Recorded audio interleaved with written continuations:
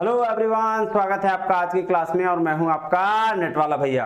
हाँ जी, चलिए करते हैं आज की क्लास की शुरुआत। लास्ट क्लास में हम लोगों ने आईसीटी का इंट्रोडक्शन किया था। पहला लेक्चर था आईसीटी का, जिसमें हमने आईसीटी देखा था कि भाई इंफॉर्मेशन एंड कम्युनिकेशन टेक्नोलॉजी का क्या यूज है आज के दौर में और आईसीटी का मतलब क्या होता है। आज हम लोग जो पढ़ेंगे जी, वो पढ़ेंगे आईसीटी के लिमिटेशंस, स्ट्रेंथ, है ना। ये सारी चीजों की चर्चा करेंगे और हम ये भी देखेंगे कि आईसीटी के एजुकेशन के रिगार्डिंग आज क्या क्या चीजें दिखाई जा रही है। देखिए, तो चलिए चलते हैं क्लास में और शुरू करते हैं आज की क्लास। नहीं, हाँ जी सर। देखिए बेसिकली क्या बोला बोला objective, the objective must be clear while deciding the ICT. ICT के एजुकेशन को डिसाइड करते समय ये बात हमें ध्यान में रखनी चाहिए। क्या बात ध्यान में रखनी चाहिए, आइए देखते हैं। कह रहा there are 3 ways in which ICT in education is considered in current thinking. जो करंट थिंकिंग है, आज की थिंकिंग के हिसाब से आईसीटी और एजुकेशन को अगर कंबाइन कर दिया जाए तो आईसीटी इन एजुकेशन को 3 भाग में डिवाइड किया गया। देखिए कह रहा देयर इज आईसीटी एजुकेशन, एक ऐसा एजुकेशन है जो इंफॉर्मेशन एंड कम्युनिकेशन टेक्नोलॉजी से रिलेटेड है। एक ऐसा एजुकेशन है जो आईसीटी सपोर्टेड एजुकेशन है और एक ऐसा एजुकेशन है जो आईसीटी इनेबल्ड एजुकेशन है। क्लियर है बात? हाँ जी सर। आइए तीनों का फर्क समझते हैं।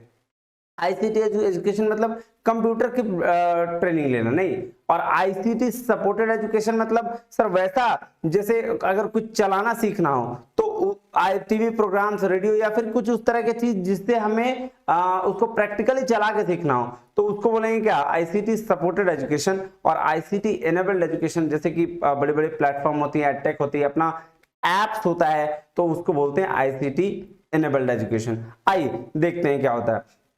सबसे पहले आईसीटी एजुकेशन कह रहा है it refers to the creation of trained man power to meet the IT needs और द नॉलेज सोसाइटी। तो क्या बोला, ध्यान से देखिए, creation of trained man power. Trained man power कब होगा, जैसे मान लेते हैं गांव में जाएंगे आप तो कंप्यूटर की बहुत कम नॉलेज होती है, तो उनको क्या करना, उनको प्रैक्टिकल स्किल्स सिखाना कंप्यूटर का, that is the ICT education. Clear है बात? हाँ जी सर। अब कह रहा था motivation is to train people in order to meet the man power recruit requirements of IT industry in both software and hardware. दोनों सॉफ्टवेयर और हार्डवेयर दोनों चीज को सिखाना, ट्रेंड करना मैन पावर को, दैट इज क्या, आईसीटी एजुकेशन। कह रहा था role of ICT in education policy of a government is to equip students with IT skills. तो आईसीटी एजुकेशन का क्या पॉलिसी है गवर्नमेंट का कि भाई साहब स्टूडेंट को क्या करना, आईटी स्किल्स प्रोवाइड कराना या सिखाना। ठीक है, हाँ जी सर। चलिए दूसरा है ICT supported education. ICT supported education क्या होता है, आइए देखते हैं।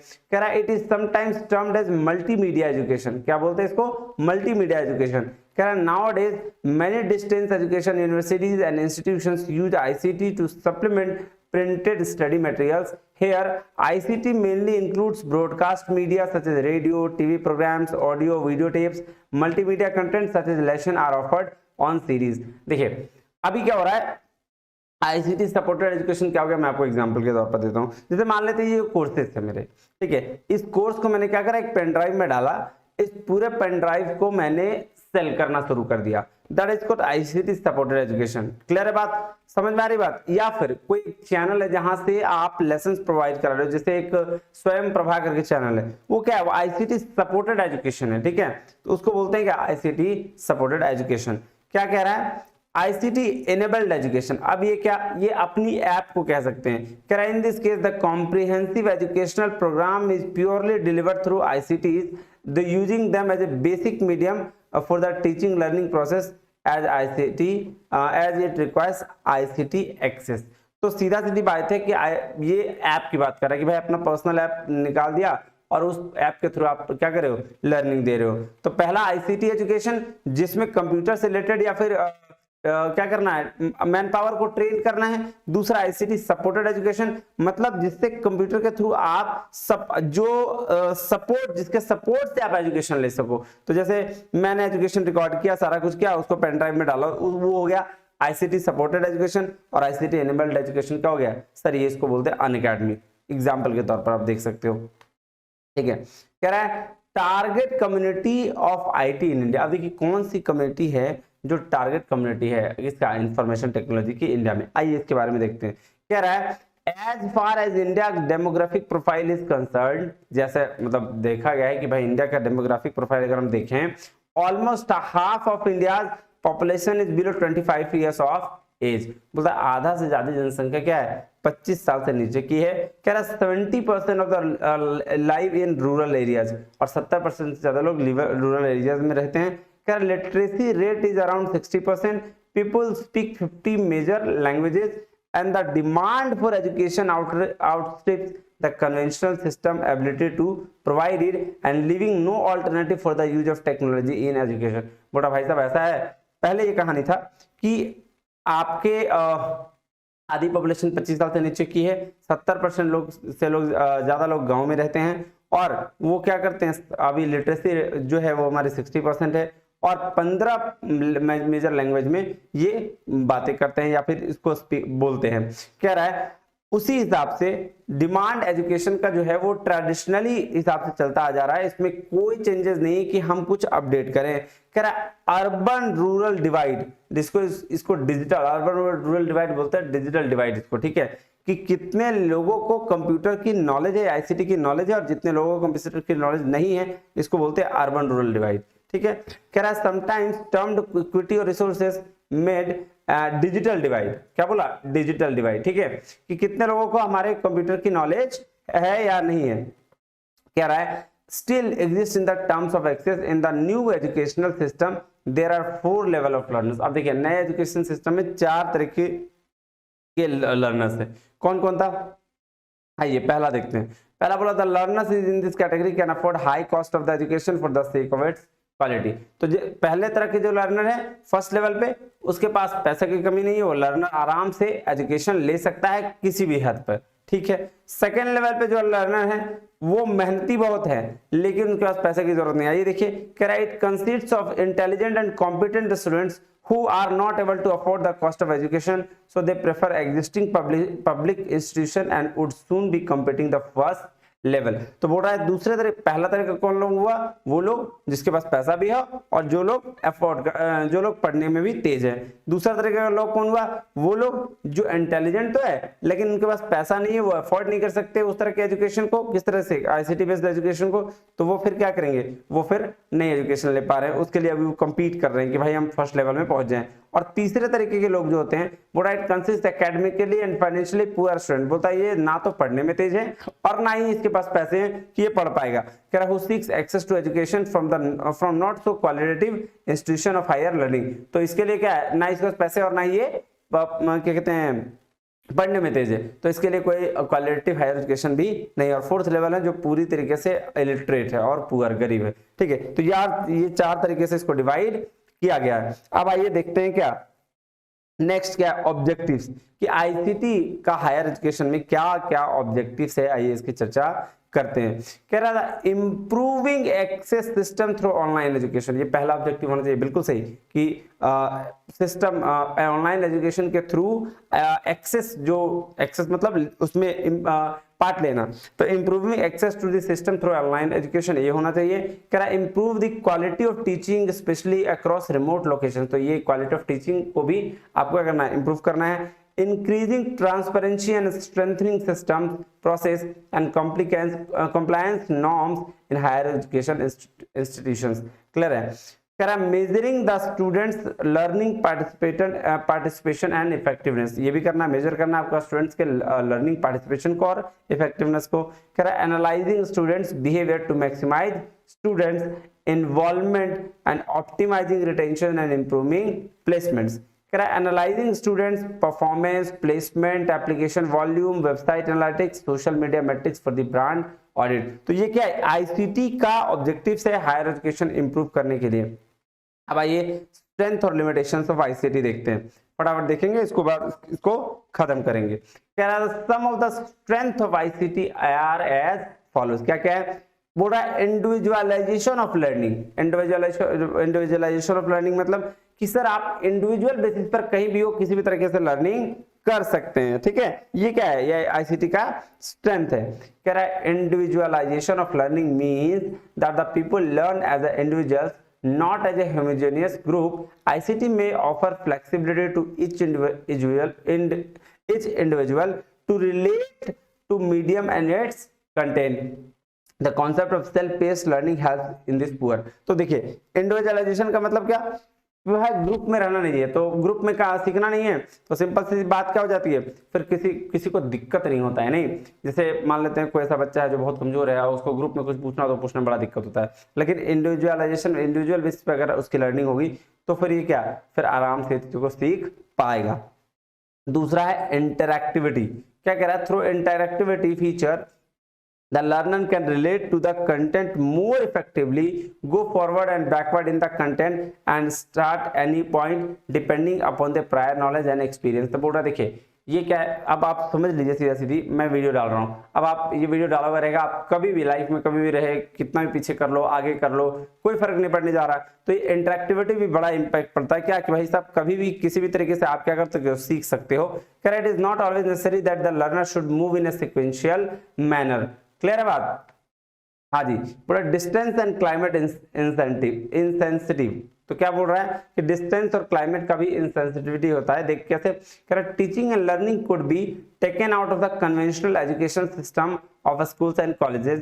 कह रहा है teaching can be individualised and Jio climate conditions, a combination of geographical distance and climate conditions can be overcome as a result of ICT। हाँ देखिए, जो कन्वेंशनल तरीका है, ठीक है, उससे बाहर आया जा सकता है और ये डिस्टेंस का कोई फैक्टर इसमें इंपैक्ट नहीं करेगा। क्लियर है बात?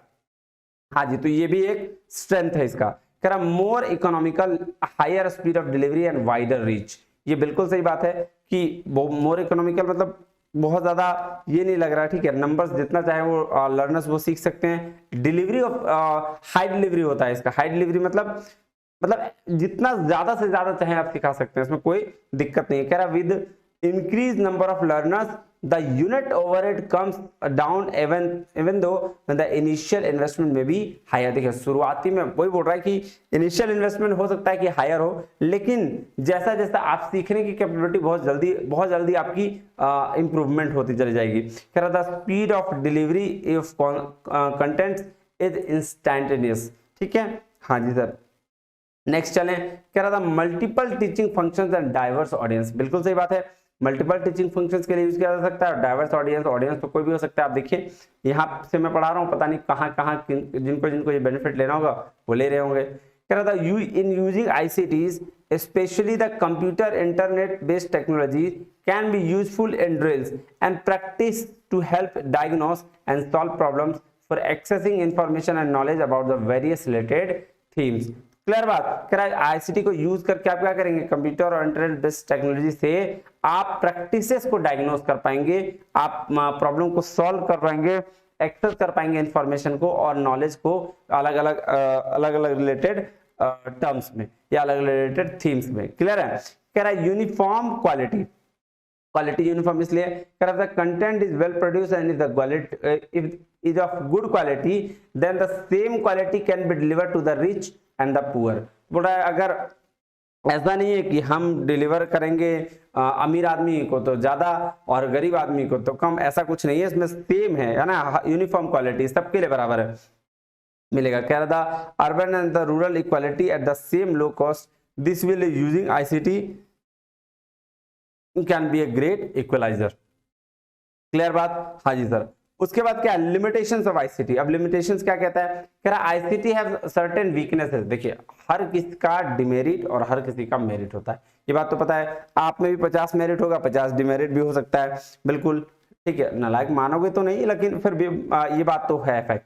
कह रहा we must understand some of the weaknesses of depend upon the use of ICT and includes the following। कह रहा high infrastructure and startup cost। ये एक इसका डिमेरिट है। जैसे मैंने अभी एक स्टूडियो जो सेटअप करा जहां से मैं आपको पढ़ा रहा हूं, इसमें अच्छा खासा खर्चा लग गया भाई साहब, ठीक है। तो अब ये तो हाई इंफ्रास्ट्रक्चर और स्टार्टअप कॉस्ट तो इसका ज्यादा है, तो ये इसका एक डिमेरिट है या लिमिटेशन। कह रहा है it cost money to build ICT system to maintain them, the cost of hardware and software can be very high. ये बात तो है। कह रहा little attention towards individual difference in order to achieve the economies of skills. बोला attention जरूरी है individual difference के लिए। The higher the quantity the lower with the cost. जितनी ज्यादा क्वांटिटी ज्यादा होगी लोअर विद द कॉस्ट। जैसे बोल रहा भाई साहब ऐसा है कि जैसे एग्जाम्पल के तौर पर आप मान लो ऐप पढ़ाते हो, ठीक है। अब ऐप पे पढ़ाते हो तो अभी आपकी कॉस्ट मान लो 10 बच्चे पढ़ रहे हैं, 10 बच्चे पढ़ रहे हैं तो बहुत कम कॉस्ट होगा, बहुत ज्यादा कॉस्ट होगा। लेकिन उसी ऐप पर अगर 200 बच्चे पढ़े तो कॉस्ट कम हो जाएगी। हाँ जी, तो ये कह रहा है the higher the quantity the lower will be cost. To keep the cost low, we make the content common. We do not consider the individual difference among the students. It may create digital divide within the class as students who are more familiar with the ICT reap more benefits and learn fast than who are not familiar with the technological aspects. तो ये क्या बोल रहा है, ये बोल रहा है भाई साहब सबके लिए इक्वली आपको बनाना पड़ेगा, तभी जाके आपका कॉस्ट क्या होगा, कम पड़ेगा आपको, ठीक है। क्लियर है बात। हाँ जी, तीसरा है एक्सेसिबिलिटी। तो सबको एक्सेस करने में बड़ा दिक्कत होता है, सबको एक्सेस करने में। कह रहा not everyone has equal access, बिल्कुल सही। कह रहा therefore not everyone benefits equally from the use of ICTS। 100% reach of radio and 90% reach of TV does not mean that all listeners or viewers have the access to the medium. Timing of broadcast, electricity supply, socio-cultural factors, poverty, illiteracy, time constraint, mobility and the relevance are the key factor of influencing access. ये बात तो सही है कि भाई साहब जरूरी नहीं ना, मान लीजिए कि ठीक है टीवी पे प्रोग्राम दे रहा है, लेकिन अगर आप गरीब हैं, आपके पास टीवी ही नहीं है तो दिक्कत आ गई, फिर एक्सेस नहीं कर पाएंगे आप। फिर 90% रेडियो का रीच है, टीवी का रीच है सॉरी, तो और टीवी है नहीं, रेडियो का रीच है, रेडियो है नहीं, तो फिर आप कहाँ से कर पाएंगे, आप इलिटरेट है, आप काम नहीं कर पाएंगे, ठीक है। आपका कल्चर किसी फैक्टर को इम्पैक्ट करता है तो उसकी वजह से एक्सेसिबिलिटी भी नहीं हो पाती है, ठीक है। तो एक्सेस मिलना बहुत टफ है। कह रहा ICT is basically delivery system. आप देखिए आईसीटी क्या है, डिलीवरी सिस्टम है, of course communication based system है। कह रहा अब medium is different from the content where ICTs are essentially mean to deliver content and they are not expected to measure attitudinal or behavioural changes. तो ICT क्या है sir, delivery system है, communication पहुंचाना एक जगह से दूसरे जगह, यानी कि आपके थ्रू किसी और के पास कम्युनिकेशन पहुंचता है, ठीक है। कह रहा है डिफिकल्टी इन परफॉर्मेंस इवैल्यूएशन। कह रहा है learning of ICT usually multi dimensional in nature with a long term perspective, thus it may take longer time to access performance in comparison to classroom assessment with which is spontaneous। तो बोल रहा है performance का evaluation करने में थोड़ा सा difficulty होती है, क्योंकि हर किसी को हो सकता है एक्सेस करने में दिक्कत आ रही हो। जैसे क्लास में होगा, क्लास में होगा तो क्या होगा, तुरंत वो एक्सेस कर, तुरंत स्पॉन्टेनियस काम हो जाएगा, भाई टेस्ट कॉपी दो और ये कर लो। लेकिन अगर मान लो कंप्यूटर के थ्रू टेस्ट देना है आपको, तो नेट होना चाहिए, लाइट होना चाहिए, ये सारा फैक्टर इंपॉर्टेंट है, तो ये डिफिकल्टी हो जाता है परफॉर्मेंस इवैल्यूएशन में। नेक्स्ट चलिए, कंटिन्यूअस ट्रेनिंग रिक्वायरमेंट होती है। अगर आप कंटिन्यूअस ट्रेनिंग नहीं दो तो अब जैसे विंडोज 7 से 10 हुआ, 10 से 11 हुआ, 11 से फिर और बढ़ेगा आगे, तो वो उसकी सारी अपडेशन होनी चाहिए। जैसे टैली अगर कोई चला रहा है, टैली सॉफ्टवेयर बिजनेस के लिए होता है, टैली का अपडेशन होते रहता है, तो फिर आपको धीरे धीरे ट्रेनिंग की जरूरत पड़ेगी। अगर ट्रेनिंग नहीं दोगे तो भी आप क्या कर पाओगे, आप पीछे रह जाओगे। कह रहा है as technology change there is a continuous need to train the trainers which may sometimes be restricted by them. Also, since not all the teachers are expert with the ICT, they may lack knowledge in updating the course content, which can slow down the learning among students. In fact, there is a need to train stakeholders in ICT. तो ICT में आपको क्या करना है, सब चाहे वो teachers हो चाहे वो ICT का कोई भी, आपको ट्रेन करने की जरूरत पड़ेगी हमेशा, ठीक है। नेक्स्ट देखिए, कह रहा है call for attitudinal change to understand the teaching and learning. तो ये भी का जरूरी है। कह रहा है there are different media have a different way of teaching. देखिए बिल्कुल सही, अलग अलग मीडिया का अलग अलग डिफरेंट वे है टीचिंग करने का। कह रहा है what we are accustomed to, therefore they need different ways of understanding what teaching and learning is about. तो बोल रहा है इसीलिए अलग अलग वेज भी हैं, जरूरत है क्या अलग अलग वेज की, जिससे टीचिंग और लर्निंग को भी समझा जा सके। इट में shift attention from the primary goal to learning process to developing ICT skills, which is secondary goal. Higher dependence on ICT affect the bonding process between the teacher and the student, as ICT become a communication tool rather than face-to-face conversation. Thus, transactional distance increases. The potential threat plagiarism. High students can copy information rather than learning and developing their own skills. तो ये बोल रहा भाई साहब देखिए, attitudinal change करने के लिए आपको आईसीटी से क्या होता है ना, आप और स्टूडेंट के बीच में एक रिलेशन मेंटेन नहीं हो पाता है सामने सामने। अगर आप सामने रहोगे तो सामने से क्लास कराते हो तो आपको किसी तरह का कोई दिक्कत नहीं होने जा रहा है, वो एटीट्यूडनल चेंज आएगा। लेकिन अगर आईसीटी के थ्रू पढ़ाते तो वो रिलेशन बिल्डअप नहीं हो पाता है।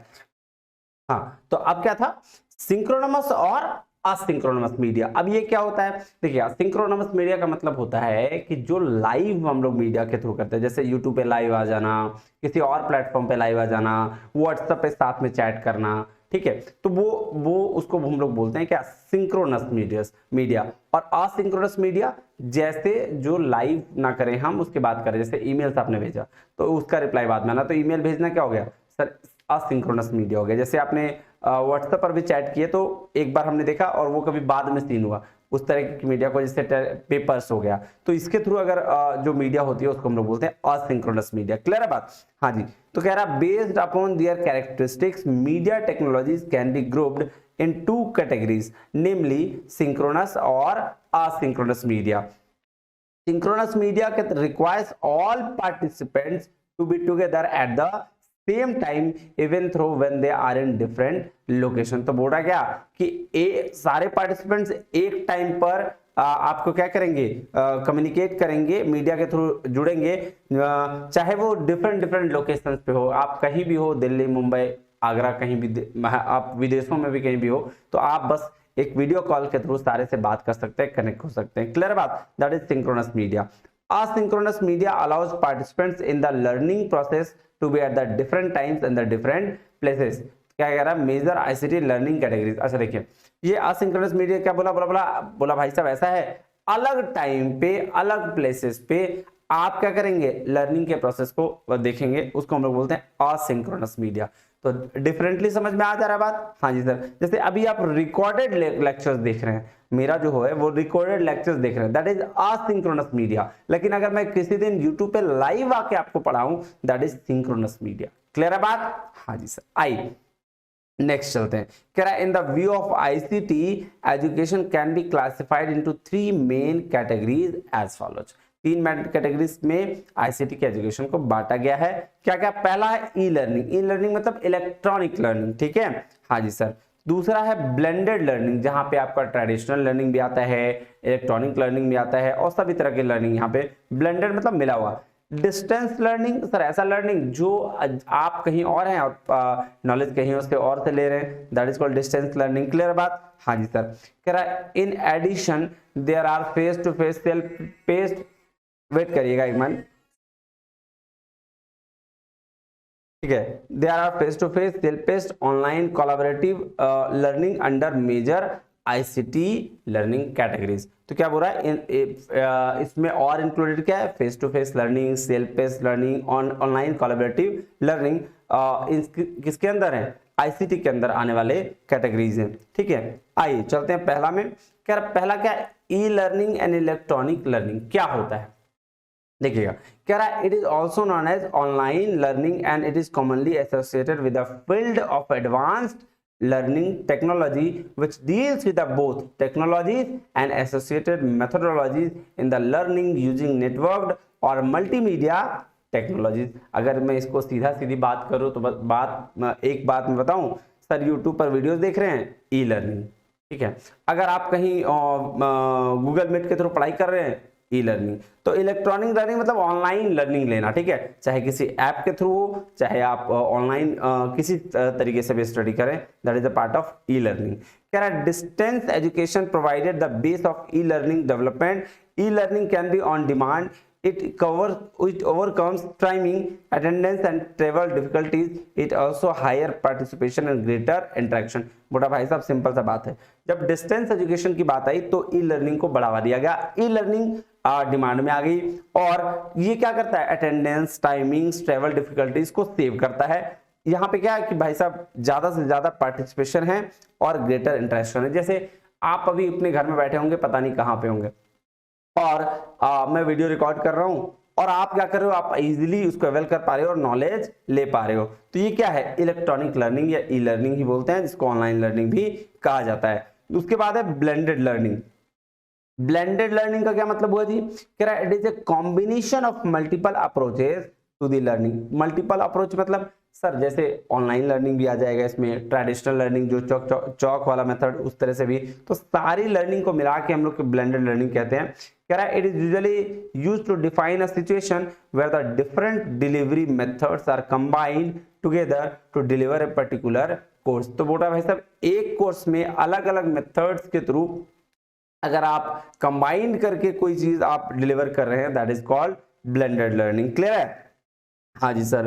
कह रहा दीज मेथड्स में include a mixture of face to face learning, self paced learning और लर्निंग एंड ऑनलाइन क्लासरूम। तो ये सब कुछ होगा। एक तो फेस टू फेस लर्निंग मतलब क्लासरूम आप जा रहे हो, प्रेजेंट हो रहे हो, और वहां पे इसको फिजिकल लर्निंग भी कह सकते हैं, नहीं? हाँ जी। तो एक तो ये हो गया। दूसरा हो गया सेल्फ पेस्ड लर्निंग, मतलब आप खुद से घर में रह के पढ़ाई कर रहे हो, बुक वगैरह से कोई कंटेंट कहीं से देख के पढ़ाई कर रहे हो। और तीसरी हो गई कोलैबोरेटिव लर्निंग, मतलब जहां ऑनलाइन लर्निंग के थ्रू आप लर्निंग ले रहे हो। तो आइए एक एक करके कहता है फेस टू फेस लर्निंग मतलब it refers to the learning that occurs in the traditional classroom setting where a faculty member delivers instructions to a group of learners, and this could include lectures, workshop, presentations, tutoring, conferences and so on। तो मैंने बोला ना face to face learning का मतलब जहां आप physically available हो और एक टीचर आके आपको लेक्चर्स दे रहा है। दूसरा है सेल्फ पेस्ड लर्निंग। आइए कह रहा है it provides the flexibility to learn according to the availability of learners on time and pace. पोटा भाई साहब ये सेल्फ पेस लर्निंग का मतलब लर्नर को जब मन कर गया जिस भी टाइम में वो उस टाइम में क्या करेगा, लर्निंग लेगा। आप जैसे मैंने वीडियो डाल दिया तो आपको जब मन करेगा तब आप देख लोगे। मैं वीडियो ये डालता हूँ 8 बजे, आप देखोगे, हो सकता है अगले दिन सुबह, 2 दिन बाद, कभी भी देख सकते हो। तो ये सेल्फ पेस लर्निंग है।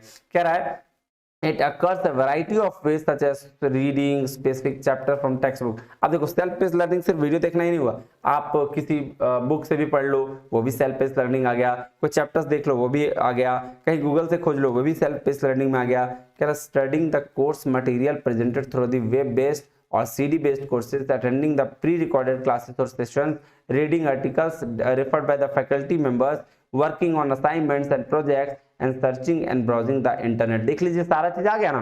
तो ये सारा CD के थ्रू आप ले लीजिए क्लासेस किसी का, ऐप के थ्रू चले जाइए प्री रिकॉर्डेड सेशंस में, आर्टिकल्स कुछ पढ़ लीजिए, या फिर वर्क और असाइनमेंट बना लीजिए, या फिर गूगल में आप सर्च कर लीजिए कंटेंट। ये सारे के सारे किसमें आएंगे, सेल्फ पेस्ड लर्निंग में। ठीक है, क्लियर है बात? हाँ जी। अब नेक्स्ट है ऑनलाइन कोलैबोरेटिव लर्निंग। ये क्या होता है सर? कोलैबोरेटिव लर्निंग मतलब दोनों, जहां सिंक्रोनमस और असिंक्रोनमस मीडिया दोनों आ जाए। कह रहा है it involves the interaction between the learners and the faculty members through the web. ठीक है, this interaction can occur in the one of the following methods such as synchronous interaction and asynchronous interaction. तो ये जो already discuss हमने कर लिया है। चलिए तीसरा जो लर्निंग है वो है डिस्टेंस लर्निंग। तो क्या बोलता है, कह रहा है it is a type of education where students work on their own at home at office and communicate with the faculty and other students through email, electronic forums, video conferencing, chat room, instant messaging and other forms of computer based communication। तो बोला भाई साहब distance learning वो हुआ कि जो इसको पढ़ना है वो अपने घर में रह के पढ़ाई करे, तो through the communication through the ICT वो क्या कर रहा है, वो लर्निंग ले रहा है, टीचर्स लर्निंग उसको दे रहा है। क्लियर बात? हाँ जी।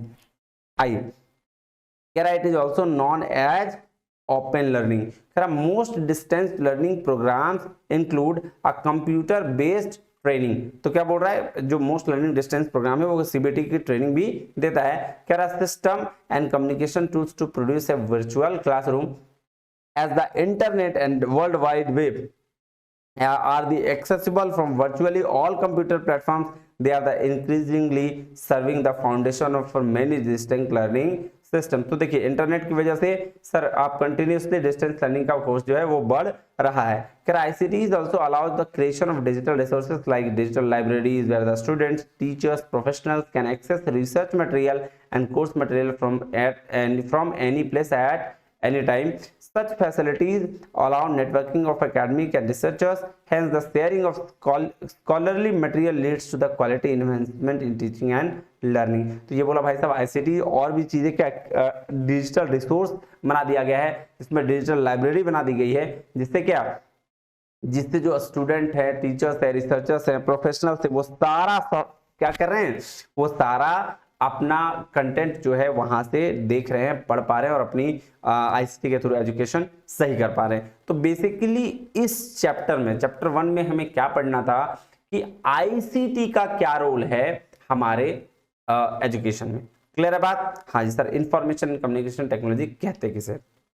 चलिए जी, आज के लिए इतना ही, मिलते हैं अगले क्लास में, तब तक के लिए बहुत बहुत धन्यवाद। Thank you very much. जय हिंद।